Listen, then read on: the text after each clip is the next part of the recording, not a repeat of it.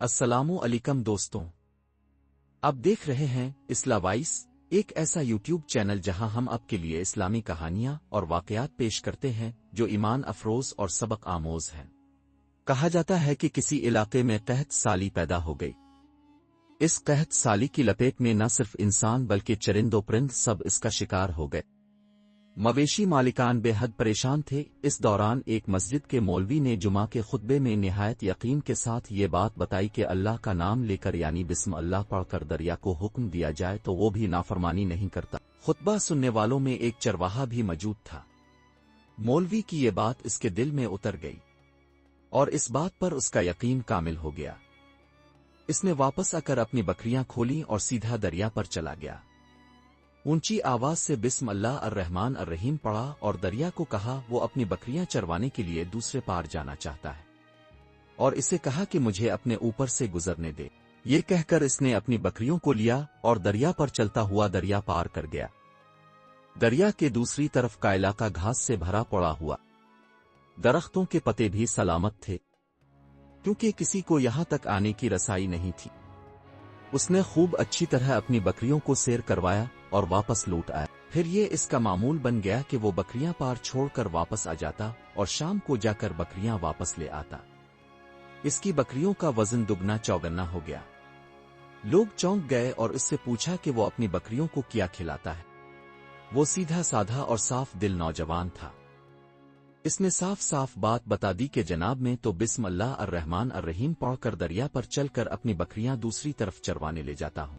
یہ بات سب نے سنی مگر کسی نے اس چرواہے کی بات پر یقین نہیں کیا کیونکہ یہ ناقابل یقین بات تھی۔ مگر بات ہوتے ہوتے مولوی صاحب کے پاس پہنچ گئے۔ مولوی صاحب نے اس چرواہے کو بلایا اور سارا ماجرا پوچھا۔ اس چرواہے نے مولوی صاحب کو ہی حوالہ بنا لیا کہ مولوی صاحب میں تو آپ کا شکریہ ادا کرنے والا تھا۔ اپنے جمعہ کے خطبے میں جو نسخہ بتایا تھا کہ بسم اللہ کہہ کر دریا کو بھی حکم دو تو وہ بھی انکار نہیں کرتا، تو میں تو بس اب کے نسخے پر ہی عمل کر رہا ہوں۔ مولوی صاحب حیرت سے اس کے چہرے کو دیکھتے رہے۔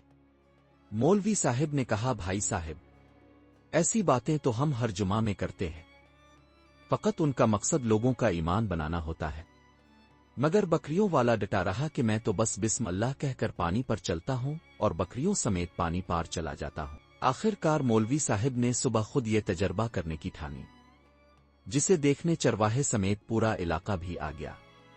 مجمع زیادہ تھا۔ مولوی صاحب نے ایک دو بار سوچا کہ انکار کر دوں کہ کہیں ڈوب نہ جاؤں، مگر وہ جو مولوی صاحب کو کندھے پر اٹھا کر لائے تھے اب بھی جوش و خروش سے اللہ اکبر کے نعرے لگا رہے تھے اور مولوی صاحب کے حق میں تعریفیں کر رہے تھے۔ آخر کار مولوی صاحب نے اپنے ڈر کو دور کرنے کے لیے ایک رسہ منگوایا۔ پہلے اسے ایک درخت کے ساتھ باندھا، پھر اپنی کمر کے ساتھ باندھا، پھر ڈرتے ڈرتے ڈھیلا ڈھالا بسم اللہ پڑھا اور دریا پر چلنا شروع ہو گئے۔ مگر پہلا پاؤں ہی رکھا تھا کہ پانی میں گر گئے۔ مولوی صاحب ڈبکیاں کھانے لگے اور پانی کے بہاؤ میں بہنا شروع ہو گئے۔ لوگوں نے کھینچ کھینچ کر باہر نکالا۔ مولوی صاحب کی اس حرکت نے چرواہے کو پریشان کر دیا کہ مولوی صاحب کی بسم اللہ کو یہ کیا ہو گیا ہے، کیونکہ اس کا یہ روز کا معمول تھا۔ اس کے اپنے یقین میں کوئی فرق نہ آیا۔ اس نے بسم اللہ کہہ کر بکریوں کو پانی کی طرف اشارہ کیا اور خود ان کے پیچھے چلتا ہوا پار چھوڑ کر واپس بھی آ گیا۔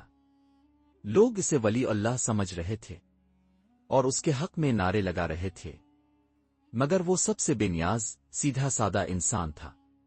وہ مولوی صاحب کے پاس پہنچا اور کہا، مولوی صاحب میں آپ کی بسم اللہ کی تعریف سے کافی پریشان تھا، مگر پانی پر چلتے ہوئے مجھے آپ کی بسم اللہ کی بیماری کا پتہ چل گیا۔